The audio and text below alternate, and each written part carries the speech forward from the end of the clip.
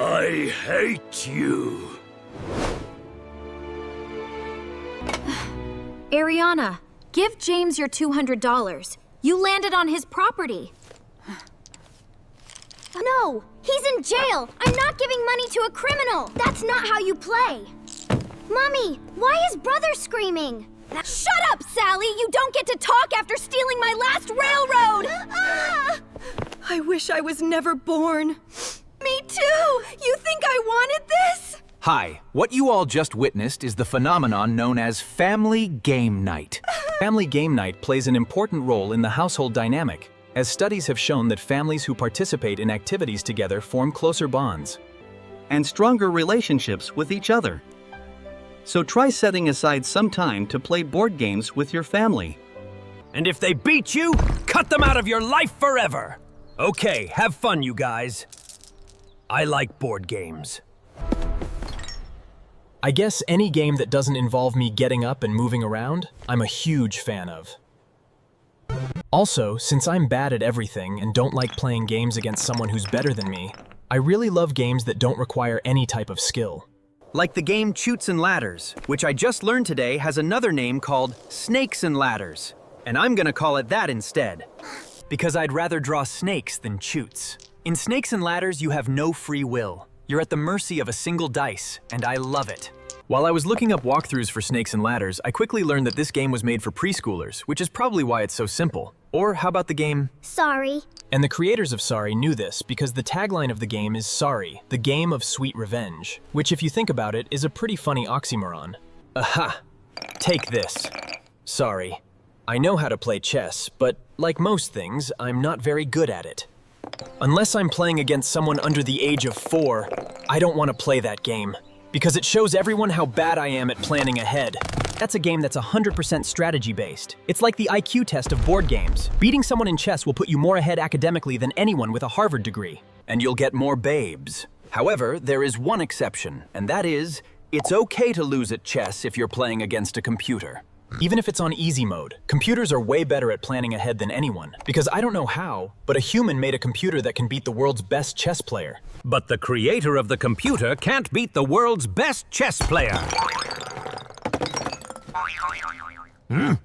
So I guess that means it's game over. We tried our best, but we've peaked. Whenever you beat a computer in chess, it was going easy on you. Imagine if we made a computer that could beat the world's best Snakes and Ladders player. I would pay money to see a Snakes and Ladders championship. And everyone watching knows that the person playing is just some Joe Schmoo that acts like the world's best Snakes and Ladders player, but they're all still excited. That would be amazing. Sign me up. While we're on the topic of chess, I want to tell you about this cool sport I discovered called chess boxing. This is an actual competitive sport where 2 players play chess for 3 minutes, then box each other for 3 minutes. And they keep switching between chess and boxing until someone either gets a checkmate, they run out of time playing chess, or they KO the other player. I love this sport because it combines 2 polar opposite games, and it's something that anyone can play. Brains over brawn? Try saying that after I sucker punch you in the... But if there's any YouTubers who want to challenge me to a chess boxing match, I will gladly take you to the ring. And we can charge people $12 just to watch. And we can end it in a draw, you know, so that way you won't look bad in front of your fans. So Battleship, that's another board game, and it also got a big Hollywood movie based off of it. I haven't seen it, but I hope there's a scene where the captain of the ship goes, Men, fire at D6. And then there's an explosion in the distance. Someone write that down so we don't forget. And then there would be an explosion at the back of their ship and alarms start going off. And everyone on board starts freaking out except for the captain, and he goes, Rihanna, send the aliens a message. Tell them, hit. Yes, Captain. Also, ask him if they think the situation would make a good board game. And if that scene is not in the movie, I hate it. Did anyone else collect a bunch of Pokemon cards but never knew how to play the game? Got any Charmanders? Go, fish! I don't think I met a single person who actually knew how to play the card game. Kids would always show off their collection of cards in binders, and everyone always wanted the highly coveted shiny Charizard card. You know which one I'm talking about. Unlike Yu-Gi-Oh! Which had dedicated episodes explaining why these 5 pieces of cardboard were expensive. The shiny Charizard was rare, not because it was good in the game, but because everyone agreed that it looked cool.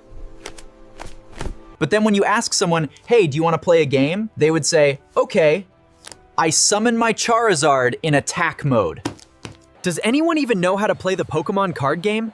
I bet none of these guys even know what they're doing. How did this guy win? He didn't even call Uno. Because the card game I like is probably way more complicated than Pokemon. I don't know for sure because, like I said, I don't know how to play the Pokemon card game.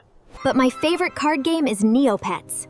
And I'm just kidding, that was a joke, kinda. I did actually own a lot of Neopet cards. Remember exactly how to play.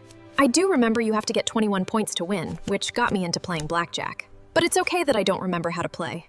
I wanted to find some footage of a Neopet TCG championship, only to come to the disappointing realization that no Neopet championship exists, which is sad. So if there's any YouTubers watching who want to fight my Scorchio, square up. Okay, but for real, the card game I like the most is Magic the Gathering. And fun little factoid, all 3 card games I've mentioned were created by the same company, Wizards of the Coast. Hey, is that a Monopoly reference? I've been playing Magic since 2007, and back then the game was a lot more simple. Look at some of these more recent cards. First, see how many words are on them? And if we flip them over, they merge into an even bigger card. What? If you showed these cards to my 11-year-old self, I would have lost my marbles. And players today refer to these cards as the Power 9, because there were 9 really good ones, which is why every single one of them is banned. Now don't get me wrong, the Power 9 are good cards, but none of them are like, you win the game good. Take this one for example, Ancestral Recall. All it says is, draw 3 cards or force opponent to draw 3 cards, which is stupid that they added that last part. Now I know what you're thinking. Wait, a slightly better Pot of Greed, which is a card that allows me to draw 2 new cards from my deck and place them into my hand.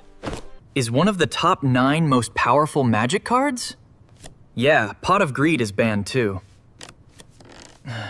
Games play such an important role in childhood, and here's what they all teach us. In Magic, if you're really good at what you do, no one will invite you to their tournament.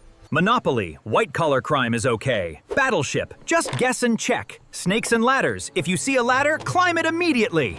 And no one cares about Neopets. Now, if you excuse me, I have to show this prison guard my coupon I have that lets me get out of jail anytime I like.